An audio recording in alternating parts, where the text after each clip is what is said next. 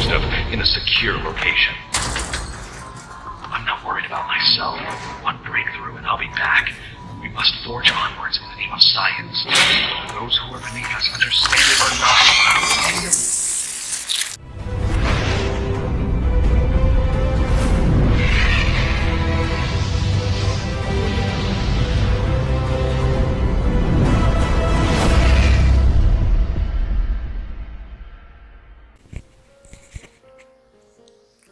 لعبة بوبي بلاي تايم من أكتر الألعاب شهرة وفي نفس الوقت أكثر الألعاب رعب في الوقت الحالي. اللعبة صدرت في 12 أكتوبر 2021، صدرت على الويندوز ومن تطوير ونشر فريق موبس جيمز. اللعبة من نوع الغاز ورعب البقاء، لكن في الحقيقة اللعبة مش بس كده، اللعبة أكتر من كده بكتير. اللعبة ليها قصة وقصة عميقة جدا كمان، ولكن في قنوات كتير اوي اتكلمت عن قصة اللعبة وكده، فانا هحاول بس ان انا اتكلم عن المعلومات بشكل سريع.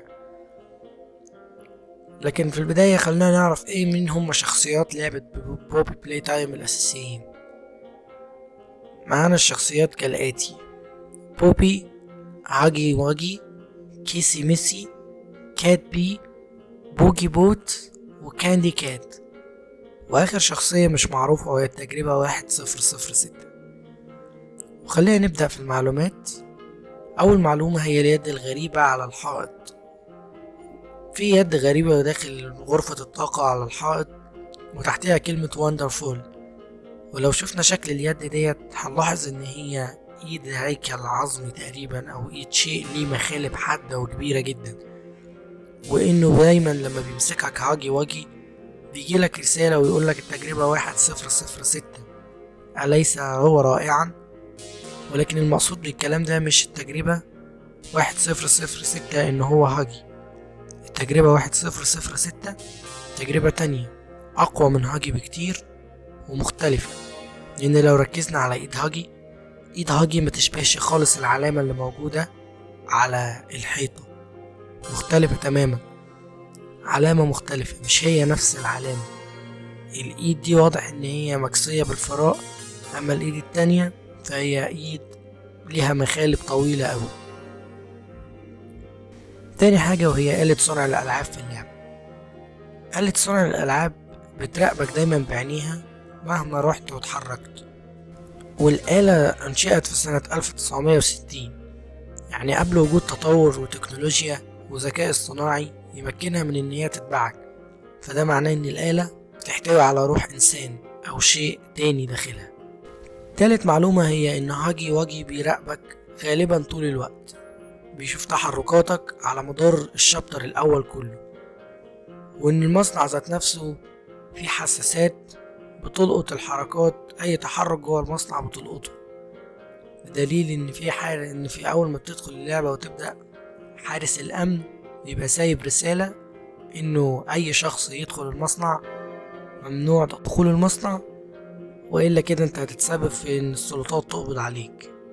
والرسالة دي موجودة في أول اللعبة، في أول شريط بتلاقيه. رابع معلومة هي إن شركة بلاي تايم بتتجسس على المحادثات الخاصة بالعاملين فيها، لأننا لما نروح للأوضة اللي بتجمع فيها البطاريات بنلاحظ إن في محادثة مسجلة ما بين 2 من العاملين، وده معناه إن الشركة ديت كانت بتسجل للعاملين بتوعها، بتسجل ليهم المحادثات عشان تعرف هم بيفكروا في ايه وناويين على ايه. خامس معلومة هي ان في كاميرات مراقبة في المصنع، وان الشركة او الفريق المطور للعبة عمل موقع على الانترنت بيبين لك فيه 3 كاميرات بيصوروا من داخل المصنع. كاميرا منهم بتلقط شخصية كات بي وهو ميت وبينزف، وبعد مدة شخصيته بتتسحب من الأرض وجثته بتختفي وبيتبقى بس آثار الدم، وبيختفي خالص ولا كأنه كان موجود. فهل ده معناه إن 1006 هو اللي قتل الشخصية ديت؟ على العلم من إن الكاميرات ديت موجودة بعد نهاية أحداث الشابتر الأول. هاجي واجي مش موجود عشان يقتل كات بي، فده معناه إن الشخصية اللي قتلت كات بي أكثر قوة وسرعة ومهارة وأكثر شراسة من هاجي واجي. سادس معلومة هي احتمالية ظهور شخصية كيسي ميسي في الشابتر التاني، لأن هي غالبا الشخصية الأقرب إن هي تكون جاهزة. وشخصية كيسي ميسي هي الشخصية اللي تشبه هاجي واجي بالظبط، ولكن هي النسخة الأنثوية. وفي إعلان الشابتر التاني في نهايته بنسمع بوبي وهي بتقول Mommy doesn't like guests. أمي لا تحب الضيوف. ده معناه إن احتمال كبير أوي تكون كيسي ميسي تعتبر زي أم بوبي، وهي اللي هتحاول إن هي تطاردك في الشابتر الجاي. من الحاجات الغريبة في المصنع إنه من ضمن اللوائح والقوانين اللي في المصنع هو عدم وجود العاملين بعد الساعة 8، لأن في حال وجودهم بعد الساعة 8 ممكن يكون في خطر عليهم، لأن الساعة 8 بيبدأوا فيه إن هما يعملوا التجارب على الدومة اللي جوه اللعبة. بالعكس كمان ممكن تكون الدومة ذات نفسها بتصحى في التوقيت ده وبتبتدي إن هي تنتشر في المصنع. وعلى حسب التسجيل اللي بتلاقيه في أول اللعبة من حارس الأمن، بيقول إن هم عندهم طريقة إن هم يقدروا بيها يعني يمنعوا المتطفلين أو الحرامية. من ضمن الطرق ديت إن هم عندهم أساليب تانية يمنعوا بيها الحرامية.